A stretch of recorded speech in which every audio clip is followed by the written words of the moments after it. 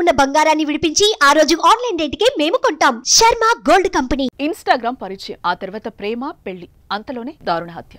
గత నెల ఇంటి నుంచి వెళ్లిపోయిన ఓ బాలిక కోసం కాలిస్తూ ఉండగా తాజాగా మృతదేహం లభ్యమైంది. ఇంతటి దారుణానికి కొడిగట్టింది నమ్మిన వాడే కావటం ఆశ్చర్యంగా ఉంది. అతని కోసం తల్లిదండ్రులను కాదని కుటుంబ పరువును సైతం పక్కన పెట్టి బయటకొస్తే నమ్మిన వాడే నమ్మక ద్రోహం చేశాడు. సైకోలా మారి ప్రాణాలు తీసుకున్నాడు.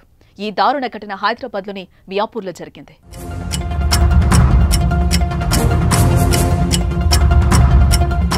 మియాపూర్ టీఎన్ నగర్ కు చెందిన దంపతుల కుమార్తె ఇంటర్ పూర్తి చేసి ఖాళీగా ఉంటుంది. 7 నెలల క్రితం ఆమెకి ఇన్‌స్టాగ్రామ్ లో ఉప్పుగూడకు చెందిన బ్యాండ్ వాయించే విఘ్నేష్ అలియాస్ చింటూతో పరిచయం ఏర్పడింది. ఆ పరిచయం కాస్త ప్రేమగా మారింది. దీంతో అక్టోబర్ 20న ఆమె ఇల్లు వదిలి ఉప్పుగూడ వెళ్లింది. చింటూ ఛత్రినాకలోని హనుమాన్ నగర్ లో ఉండే తన స్నేహితుడు మీర్పేటకు చెందిన సాకేత్ ఇంటికి బాలికను తీసుకెళ్లాడు.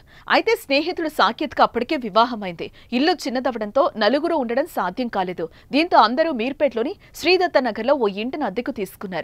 బాలిక తన స్నేహితులతో ఉంటున్నారని తల్లి సోదరికి సమాచారం ఇచ్చింది. ఆ తర్వాత ఆమెను పెళ్లి చేసుకుంటారని నమ్మించిన చింటూ అత్యాచారానికి పాల్పడ్డాడు. పెళ్లికామె ఒత్తిడి తేగ అద్దెగదిలోనే దండలు మార్చుకున్నారు.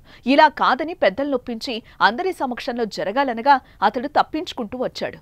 ఈ సమయంలోనే బాలిక ఇన్‌స్టాగ్రామ్ లో మరొకరితో మాట్లాడుతోందని అనుమానించి ఈ నెల 8న గొడవపడి తలను గోడకేసి కొట్టి చంపేశాడు. అనంతరం సాకేత్తో కలిసి ద్విచక్ర వాహనంపై శ్రీశైలం జాతీయ రహదారి తుక్కుగూడ సమీపంలో ప్లాస్టిక్ వ్యర్థాల పరిశ్రమ తుక్కులో మృతదేహాన్ని పడేశాడు. ఎవరికీ కనిపించకుండా చెత్తతో కప్పేసి వెళ్లిపోయారు.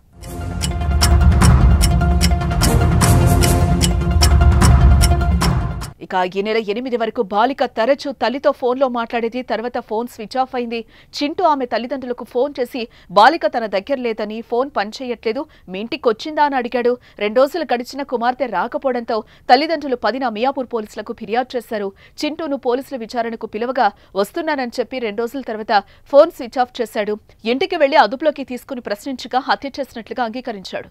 మృతదేహం తరలించడానికి సహకరించిన సాకేత్, అతని భార్య కళ్యాణిని పోలీసులు అరెస్టు చేశారు.